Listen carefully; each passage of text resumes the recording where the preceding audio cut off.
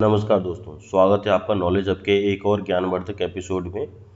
आज हम लेकर आए हैं 13 अप्रैल से लेकर के 26 अप्रैल तक का करंट अफेयर्स। ठीक है, अगर आपने हमारा पिछला वीडियो नहीं देखा है जिसमें कि 30 मार्च से लेकर के 12 अप्रैल तक का करंट अफेयर्स मैंने ऑलरेडी बनाया है, जो कि 20 से 25 मिनट का वीडियो है, जिसमें कि आपका संक्षिप्त रूप से एक तरह से बोला जाए समरी है टोटल पूरे अप्रैल मंथ का करंट अफेयर्स का।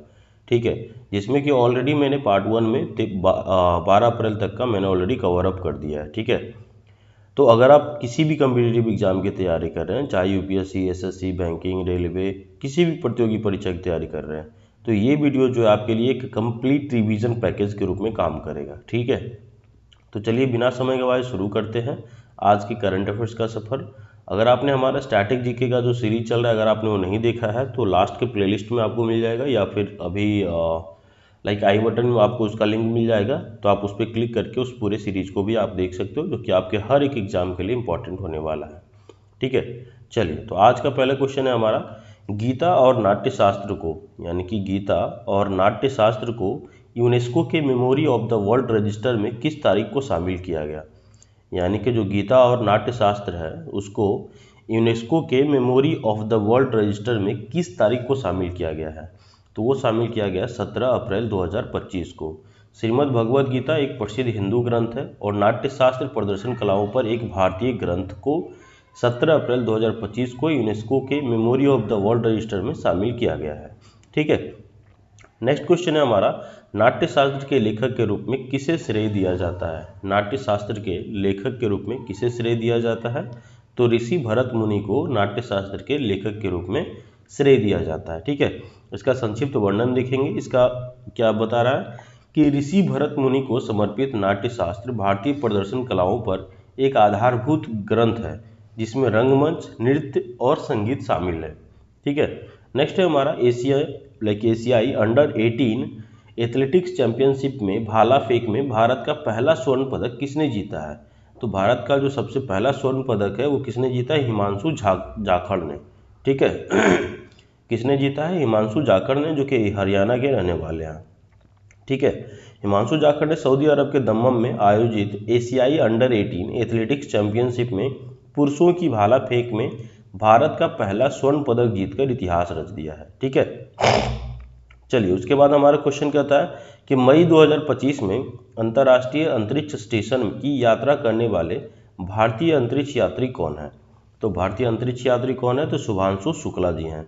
ठीक है, भारतीय वायुसेना के ग्रुप कैप्टन शुभांशु शुक्ला मई 2025 में एक्सियोम स्पेस मिशन यानी कि X4 के हिस्से के रूप में ISS के लिए उड़ान भरेंगे। ठीक है, नेक्स्ट हमारा आता है 18 अप्रैल 2025 को लॉन्च की गई पुस्तक संस्कृति का पंचम अध्याय। संस्कृति का पंचम अध्याय किसके बारे में है, तो है प्रधानमंत्री नरेंद्र मोदी के भाषणों का संकलन है। ये बुक जो है, इस बुक में प्रधानमंत्री के द्वारा जितने भी भाषण दिए गए हैं उसके संकलन के रूप में ये बुक जो है काम करेगा। प्रधानमंत्री नरेंद्र मोदी के भाषणों का संकलन संस्कृति का पंचम अध्याय नामक पुस्तक 18 अप्रैल 2025 को नई दिल्ली में लॉन्च की गई है। ठीक है, अगर कोई पूछता है आपसे कि कब लॉन्च किया गया और कहाँ लॉन्च किया गया, तो नई दिल्ली में लॉन्च किया गया 18 अप्रैल 2025 को। क्या नाम है, तो संस्कृति का पंचम अध्याय है। किस लिए है, तो ये प्रधानमंत्री नरेंद्र मोदी के भाषणों का संकलन है ये। ठीक है, नेक्स्ट हमारा विश्व धरोहर दिवस हर साल कब मनाया जाता है। तो विश्व धरोहर दिवस हर साल 18 अप्रैल को मनाया जाता है। कब मनाया जाता है, 18 अप्रैल को। ठीक है, जो कि यूनेस्को की विश्व धरोहर स्थलों के रूप में मान्यता प्राप्त सांस्कृतिक और प्राकृतिक खजानों का सम्मान करता है। नेक्स्ट है हमारा विश्व के सर्वश्रेष्ठ अस्पतालों की 2024 सूची में शीर्ष 100 में यानी कि टॉप 100 में कौन सा जो अस्पताल है, हॉस्पिटल है, वो शीर्ष स्थान पे है, तो वो है एम्स का न्यू दिल्ली। न्यू दिल्ली का जो एम्स है वो जो है टॉप 100 में आया है, जो कि 97वें नंबर पे सर्वश्रेष्ठ अस्पताल माना जाता है। ठीक है, नेक्स्ट हमारा 1939 में जब CRPF की स्थापना हुई थी तब इसका मूल नाम क्या था, तो तब इसका जो मूल नाम था वो था क्राउन रेप्रेजेंटेटिवो यानी कि रेप्रेसेंतातिवो पुलिस। ठीक है, क्राउन रेप्रेसेंतातिवो पुलिस। ठीक है, CRPF का 86वां स्थापना दिवस 17 अप्रैल 2025 को नीमच में, जो कि MP में पड़ता है, वहाँ मनाया गया, जो कि CRPF का जन्म स्थान माना जाता है। ठीक है, नेक्स्ट हमारा ISSF विश्व कप यानी कि ISSF जो हो रहा था वर्ल्ड कप 2025 में, उसमें इंदर सिंह सुरुचि और सौरभ चौधरी ने किस स्पर्धा में स्वर्ण पदक जीता था? तो 10 मीटर का जो एयर पिस्टल मिश्रित टीम है उसमें उन्होंने गोल्ड मेडल जीता था उन्होंने। ठीक है। नेक्स्ट हमारा 14 मई 2025 से भारत के 52वें मुख्य न्यायाधीश के रूप में किसे अनुशंसित किया गया है? तो वो किया गया है न्यायमूर्ति KG बालाकृष्णन को, न्यायमूर्ति BR गवई को। ठीक है, किसको किया गया है? न्यायमूर्ति BR गवई को। ठीक है, जो कि वर्तमान CJI यानी कि chief justice of India Sanjeev Khanna द्वारा भारत के अगले मुख्य न्यायाधीश के रूप में अनुशंसित किया गया है, जो 13 मई को सेवानिवृत्त हो जाएंगे। सर्वोच्च न्यायालय के दूसरे सबसे वरिष्ठ न्यायाधीश न्यायमूर्ति गवई 14 मई 2025 को 52वें चीफ जस्टिस ऑफ इंडिया के रूप में शपथ लेंगे। तो इससे 2-3 क्वेश्चन निकल के आता है कि वर्तमान में कौन है? तो वर्तमान में है chief justice of India Sanjeev Khanna. उसके बाद कौन बनेंगे? तो न्यायमूर्ति BR गवई बनेंगे।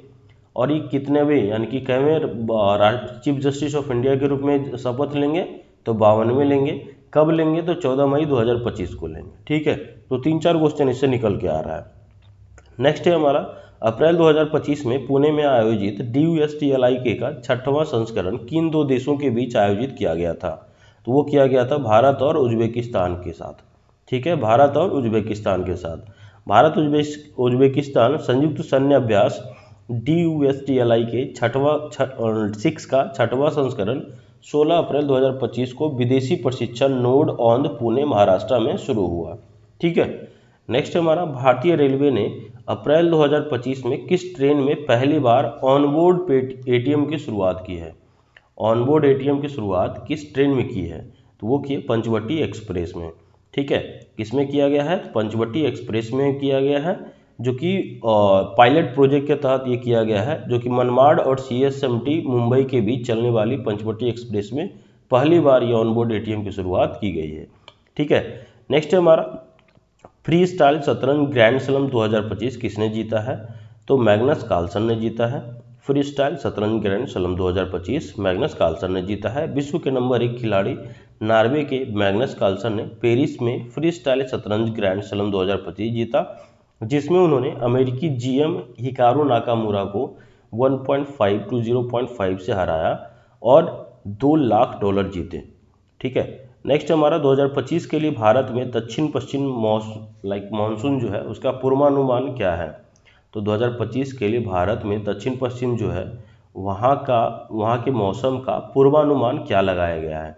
तो सामान्य से अधिक वर्षा का पूर्वानुमान लगाया गया है। ठीक है। नेक्स्ट हमारा अप्रैल 2025 तक IMD के महानिदेशक कौन है?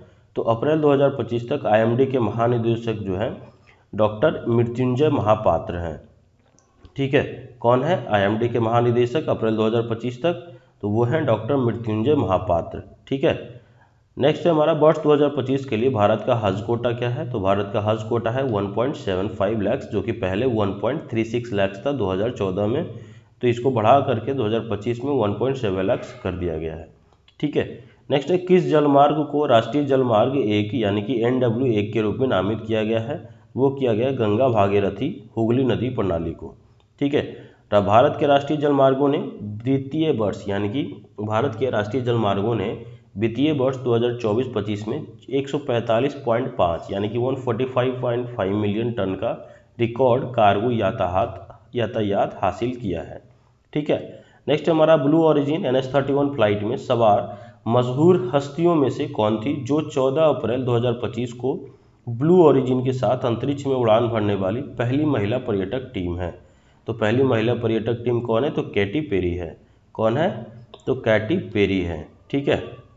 14 अप्रैल 2025 को गायिका कैटी पेरी सहित 6 महिलाओं ने ब्लू ओरिजिन के न्यू शेपर्ड NH-31 अंतरिक्ष यान पर सवार होकर एक छोटी अंतरिक्ष पर्यटन उड़ान सफलतापूर्वक पूरी की है। नेक्स्ट हमारा कौन सा राज्य खेलो इंडिया यूथ गेम्स 2025 के 7वें संस्करण की मेजबानी कर रहा है? तो कौन सा राज्य कर रहा है? तो वो कर रहा है बिहार। ठीक है। बिहार 4 से 15 मई तक पटना, गया, राजगीर, बेगूसराय और भागलपुर जैसे शहरों में खेलो इंडिया यूथ गेम्स 2025 के 7वें संस्करण की मेजबानी करेगा। ठीक है। नेक्स्ट हमारा इक्वाडोर में 2025 का राष्ट्रपति चुनाव किसने जीता है? तो इक्वाडोर में 2025 का राष्ट्रपति चुनाव जीता है उन्होंने डैनियल नोबोआ ने। ठीक है, इक्वाडोर के मौजूदा राष्ट्रपति डैनियल नोबोआ ने अपने वामपंथी प्रतिद्वंदी लुइसा गोंजालेज के खिलाफ 55.85% वोट हासिल करके दूसरा 4 साल का कार्यकाल उन्होंने जीत लिया है। ठीक है, इसके पहले भी यही थे और फिर दोबारा से यही बन गए हैं। ठीक है, नेक्स्ट हमारा अप्रैल 2025 में साइबर सुरक्षा के लिए क्यूनू लैब्स द्वारा लॉन्च किए गए प्लेटफॉर्म का नया नाम क्या है? तो क्यूनू लैब्स के द्वारा जो नया नाम दिया गया है, नया जो लॉन्च किया गया है प्लेटफॉर्म, उसका नाम है क्यू शील्ड। ठीक है, क्यू शील्ड नाम है, जो कि डीएसटी द्वारा राष्ट्रीय क्वांटम मिशन के तहत चयनित स्टार्टअप क्यूनू लैब्स ने विश्व क्वांटम दिवस पर दुनिया का पहला प्लेटफॉर्म क्यू शील्ड लॉन्च किया है। ठीक है, नेक्स्ट हमारा इंडियन सुपर लीग ISL 2024-25 का खिताब किसने जीता है? तो मोहन बागान सुपर जायंट ने जीता है। ठीक है, मोहन बागान सुपर जायंट ने 12 अप्रैल 2025 को विवेकानंद युवा भारतीय क्रीड़ांगन स्टेडियम कोलकाता में बेंगलुरु FC पर 2-1 की जीत के साथ 2024-25 इंडियन सुपर लीग ISL का खिताब जीता है उन्होंने। ठीक है, नेक्स्ट हमारा आता है कि तीरंदाजी विश्व कप चरण 1 यानी 2025 में कंपाउंड मिश्रित टीम स्पर्धा में गोल्ड मेडल किसने जीता है? तो गोल्ड मेडल जीता है ज्योति सुरेखा वेन्नम और ऋषभ यादव ने। ठीक है, जो कि भारतीय तीरंदाजी जोड़ी ने 12 अप्रैल 2025 को अमेरिका के फ्लोरिडा में तीरंदाजी विश्व कप स्टेज 1 में कंपाउंड मिश्रित टीम स्पर्धा में स्वर्ण पदक जीता है इन्होंने। ठीक है, नेक्स्ट हमारा अप्रैल 2025 में ICC पुरुष क्रिकेट समिति के अध्यक्ष के रूप में फिर से किसे नियुक्त किया गया है? तो अप्रैल 2025 में ICC पुरुष क्रिकेट समिति के अध्यक्ष के रूप में किसे फिर से नियुक्त किया गया है? तो वह हमारे सौरभ गांगुली जी, जिसको कि फिर से अध्यक्ष के रूप में नियुक्त किया गया है। ठीक है, नेक्स्ट हमारा AIKEYME का पूर्ण रूप से नाम क्या है? तो अफ्रीका भारत प्रमुख समुद्री जुड़ाव। ठीक है, अफ्रीका भारत प्रमुख समुद्री जुड़ाव जो है इसका पूर्ण रूप है AIKEYME का। ठीक है, एक बहुपक्षीय समुद्री अभ्यास है जो कि 13 अप्रैल 2025 को तंजानिया में शुरू हुआ था और 18 अप्रैल 2025 को समाप्त हुआ है। ठीक है, नेक्स्ट हमारा डॉक्टर अंबेडकर ने भारतीय इतिहास में क्या भूमिका निभाई है? तो भारतीय जो संविधान है उसके मुख्य वास्तुकार के रूप में ये जाने जाते हैं। ठीक है, डॉक्टर भीमराव रामजी अंबेडकर, जिन्हें प्यार से बाबा साहेब कहा जाता है, उनकी जन्म 134वीं जयंती पर पूरे भारत में सम्मानित किया जा रहा है। 14 अप्रैल 1891 को जन्मे अंबेडकर भारतीय संविधान के मुख्य वास्तुकार और सामाजिक न्याय के प्रणेता थे। ठीक है, नेक्स्ट हमारा भारत ने अप्रैल 2025 में किस प्रकार की हथियार प्रणाली का सफलतापूर्वक प्रदर्शन किया, जो कि फिक्स्ड विंग एयरक्राफ्ट मिसाइल और स्वार्म ड्रोन को मार गिराने में सक्षम है? ठीक है, तो वह लेजर आधारित यानी कि लेजर आधारित हथियार प्रणाली है। ठीक है, जो कि पहली बार भारत ने 30 किलोवाट की लेजर आधारित हथियार प्रणाली का सफलतापूर्वक प्रदर्शन किया है, जो फिक्स्ड विंग एयरक्राफ्ट मिसाइल और स्वार्म ड्रोन को मार गिराने में सक्षम है। ठीक है, अब नेक्स्ट हम लोग देखते हैं 20 अप्रैल से 26 अप्रैल तक का MCQ। ठीक है, अभी तक मैंने देखा 19 अप्रैल तक का, यानी कि 13 से 19 अप्रैल तक का MCQ, यानी 6-6 दिन का लेकर के चल रहे हैं, 7-7 दिन का, एक सप्ताह का। नेक्स्ट मैं लेकर के आऊँगा 27 अप्रैल से लेकर के 27, 28, 29, 30, 31, 1 यानी कि 2 तारीख तक का मैं बनाऊँगा वीडियो। ठीक है, चलिए पहला क्वेश्चन देखते हैं। अप्रैल 2025 में जम्मू कश्मीर में पहलगाम जो आतंकी हमले हुए थे, उसके जवाब में UNSC ने क्या कार्रवाई की है? UNSC ने क्या किया है? तो हमले की कड़ी निंदा की है और अपराधियों को न्याय के कटघरे में लाने के लिए वैश्विक सहयोग का आग्रह किया है। ठीक है, नेक्स्ट हमारा अप्रैल 2025 में DRDO ने हाइपरसोनिक तकनीक में हाल ही में कौन सी उपलब्धि हासिल की है? तो 1000 सेकेंड से अधिक समय तक स्क्रैमजेट इंजन का जमीनी परीक्षण किया उन्होंने। ठीक है, नेक्स्ट हमारा हाइपरसोनिक माने जाने के लिए मिसाइल को कितनी गति तक पहुंचना चाहिए? तो हाइपरसोनिक माने जाने के लिए एक मिसाइल को ध्वनि की गति से 5 गुना से अधिक होना चाहिए, यानी कि मैक 5+ होना चाहिए। ठीक है, नेक्स्ट हमारा NEP 2020 का निर्माता किसे माना जाता है? तो NEP यानी कि नई शिक्षा नीति जो 2020 आया था, उसके निर्माता किसे माना जाता है? तो डॉक्टर K कस्तूरी रंगन को माना जाता है। नेक्स्ट हमारा यानी कि डॉक्टर K कस्तूरी रंगन कौन थे? तो इसरो के पूर्व अध्यक्ष और भारत की राष्ट्रीय शिक्षा नीति में महत्वपूर्ण योगदान देने वाले डॉक्टर K कस्तूरी रंगन का 25 अप्रैल 2025 को बेंगलुरु में 84 वर्ष की आयु में निधन हो गया है। ठीक है, नेक्स्ट है सिंधु जल संधि 1960 में किन 2 देशों के बीच हस्ताक्षरित की गई थी? हस्ताक्षरित की गई थी, तो वह भारत और पाकिस्तान और भारत और पाकिस्तान के बीच में। ठीक है, सिंधु जल संधि, जो कि अभी नरेंद्र मोदी जी ने उसको रोक दिया है। ठीक है, तो सिंधु जल संधि जो है दो देशों के बीच यानी भारत और पाकिस्तान के बीच साइन किया गया था।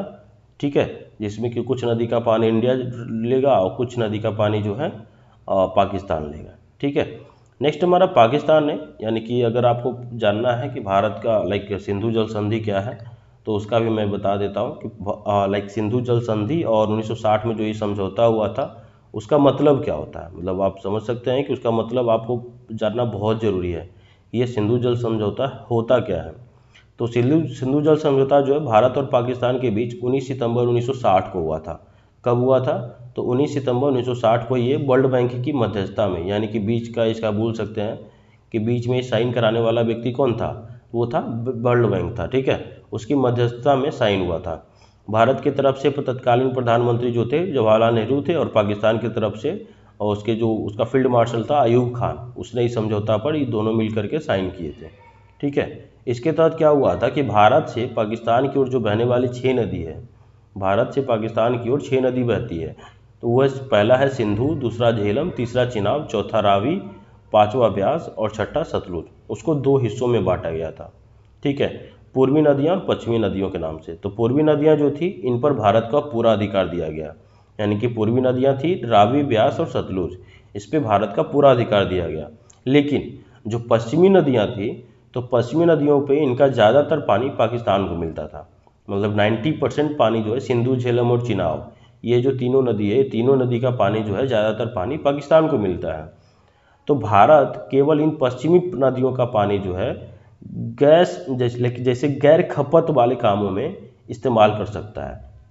मतलब ऐसा नहीं कि आप सिंचाई में काम कर सकते हो, उसमें आप बिजली तैयार कर सकते हो, जिससे कि पानी वापस नदी में छोड़ा जा सकता है।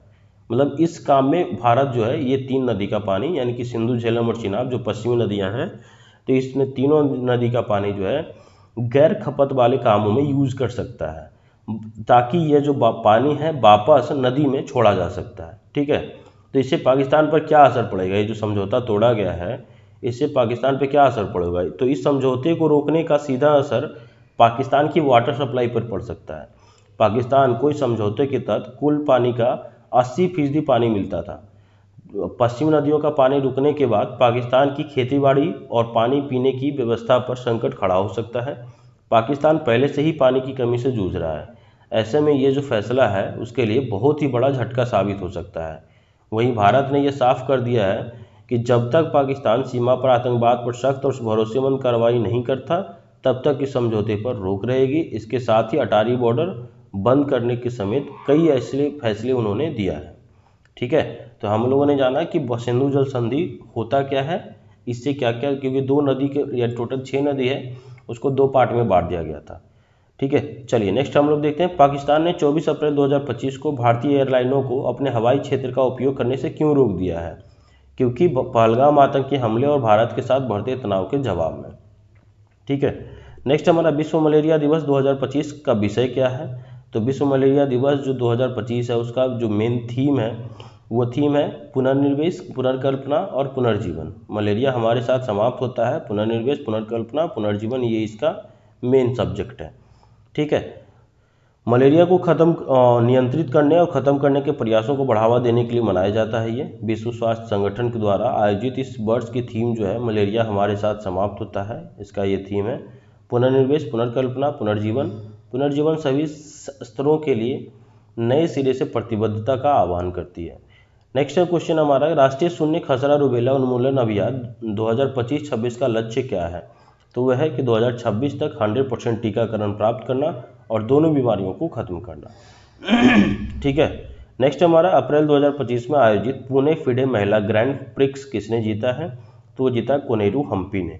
किसने जीता है, कोनेरू हम्पी ने जीता है। ठीक है, नेक्स्ट हमारा अप्रैल 2025 में अप्रैल 2025 में पहलगाम आतंकी हमले के बाद भारत ने किस प्रमुख संधि को निलंबित किया है।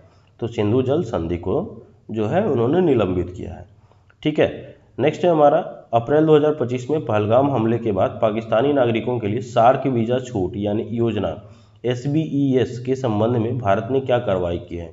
भारत ने बोला है कि पाकिस्तानी नागरिकों को जारी किए गए जितने भी वीज़ा हैं वो सभी वीज़ा तत्काल बेसिस पे निलंबित किए गए। ठीक है। नेक्स्ट हमारे यूपीएससी सिविल सेवा परीक्षा 2024 में किसने प्रथम स्थान प्राप्त किया है, तो वह शक्ति दुबे, जो कि प्रयागराज के रहने वाले हैं। ठीक है। नेक्स्ट हमारा 22 अप्रैल 2025 22 अप्रैल 2025 को पर्यटकों को निशाना बनाकर दुखद आतंकवादी हमला कहाँ हुआ है, तो वह हुआ है पहलगाम में। ठीक है। नेक्स्ट हमारा कैलाश मानसरोवर यात्रा 30 जून 2025 से फिर से शुरू होगी। तीर्थयात्री चीन में प्रवेश करने के लिए किस दर्रे का उपयोग करेंगे, वो करेंगे लिपुलेख दर्रा का। ठीक है। कोविड-19 महामारी के कारण 4 साल के बाद कैलाश मानसरोवर यात्रा 30 जून 2025 को फिर से शुरू होने वाली है। ठीक है। नेक्स्ट हमारा प्रधानमंत्री नरेंद्र मोदी के साथ जेद्दा में दूसरी भारत सऊदी अरब रणनीतिक साझेदारी परिषद बैठक की सह अध्यक्षता किसने की थी, तो उसने की थी प्रिंस मोहम्मद बिन सलमान ने। ठीक है। प्रिंस मोहम्मद बिन सलमान ने किया था एसपीसी की दूसरी बैठक की सह अध्यक्षता। ठीक है। नेक्स्ट हमारा विश्व पृथ्वी दिवस 2025 का विषय क्या है, तो हमारा शक्ति हमारा ग्रह। नेक्स्ट विश्व पृथ्वी दिवस हर साल कब मनाया जाता है, तो विश्व पृथ्वी दिवस हर साल 22 अप्रैल को मनाया जाता है। ठीक है। उसके बाद हमारा आता है क्वेश्चन कि पोप फ्रांसिस का निधन अप्रैल 2025 में हुआ है, तो उनका जन्म का नाम जो है वो क्या था, तो उनका जन्म का नाम जो था वो था जॉर्ज मारियो बर्गोग्लियो। ठीक है। जॉर्ज मारियो बर्गोग्लियो जो है ये इनका जन्म का नाम था। ठीक है। नेक्स्ट है हमारा भारत सरकार ने अप्रैल 2025 में कुछ स्टील आयातों पर कितने प्रतिशत सुरक्षा शुल्क लगाया है, तो लगाया टोटल 12%। ठीक है।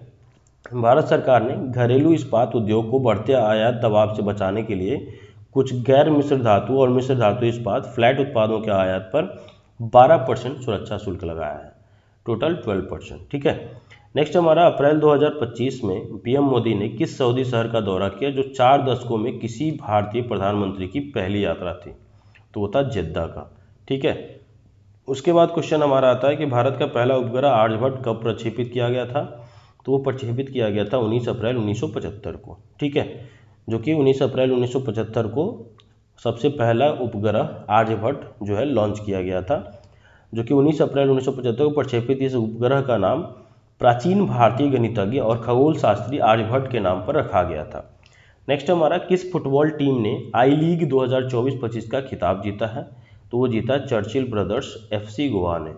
ठीक है। चर्चिल ब्रदर्स एफसी गोवा ने अखिल भारतीय फुटबॉल महासंघ अपील समिति के फैसले के बाद 19 अप्रैल 2025 को आई लीग 2024-25 का खिताब जीता है उन्होंने।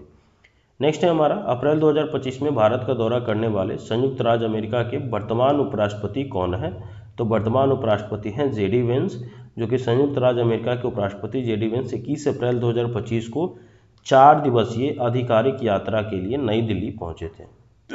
ठीक है। उसके बाद हमारा क्वेश्चन आता है 21 अप्रैल 2025 से 8 मई 2025 तक बहुराष्ट्रीय हवाई युद्ध अभ्यास डेजर्ट फ्लैग 10 कहाँ आयोजित किया जा रहा है, तो वो किया जा रहा है अल धफ्रा एयरबेस यूएई में। अल धफ्रा एयरबेस जो है यूएई में यह अभ्यास जो है लॉन्च किया जा रहा है, शुरुआत किया जा रहा है। सिविल सेवा दिवस प्रतिवर्ष कब मनाया जाता है, तो वो मनाया जाता है 21 अप्रैल को। भारत के सिविल सेवकों के समर्पण और सेवा का सम्मान करने के लिए 17वां सिविल सेवा दिवस यानी कि सिविल सेवा दिवस 21 अप्रैल 2025 को मनाया जाता है। ठीक है। तो दोस्तों ये थे हमारे 30 मार्च से लेकर के 26 अप्रैल तक के सभी जरूरी करंट अफेयर्स, जो कि आपकी परीक्षा की तैयारी को और भी मजबूत बनाएंगे। ठीक है। अगर आपको ये वीडियो अच्छा लगा हो तो लाइक करें, शेयर करें और अपने दोस्तों के साथ जरूर शेयर करें और नॉलेज हब को सब्सक्राइब करना बिल्कुल भी ना भूलें। अगर आप कम्पिटिटिव एग्जाम की तैयारी कर रहे हैं तो स्टैटिक जीके भी आपके लिए बहुत ही ज़्यादा इंपॉर्टेंट होने वाला है। तो स्टैटिक जीके का सीरीज़ ऑलरेडी मैंने बना दिया है, उसका जो लिंक है अभी जस्ट आपको प्रोवाइड कर दिया जाएगा, उसका प्लेलिस्ट आपको प्रोवाइड कर दिया जाएगा, जो कि हर एक टॉपिक वाइज स्टैटिक जीके का सीरीज आपको मिल जाएगा। ठीक है। साथ ही साथ मार्च का अगर आपने करंट अफेयर्स नहीं देखा है तो मार्च का भी करंट अफेयर्स अपडेटेड है, जनवरी फरवरी मार्च तीनों मंथ का करंट अफेयर्स अपडेटेड है वेबसाइट पे, या वेबसाइट पे विजिट कर सकते हैं या फिर यूट्यूब के डिस्क्रिप्शन में उसका लिंक दिया गया है, आप उस पर विजिट करके वो सारे वीडियोज़ को आप देख सकते हैं। ठीक है। ठीक है। तो कमेंट करके ज़रूर बताएं कि कौन सा प्रश्न आपके लिए नया था और सबसे ज़्यादा आपको काम का लगा। तो जल्द ही मिलते हैं एक और नए टॉपिक के साथ, तब तक के लिए पढ़ते रहिए, सीखते रहिए और जुड़ते रहिए नॉलेज हब के साथ। तब तक के लिए thank you so much for watching my channel and all the best for your future exams.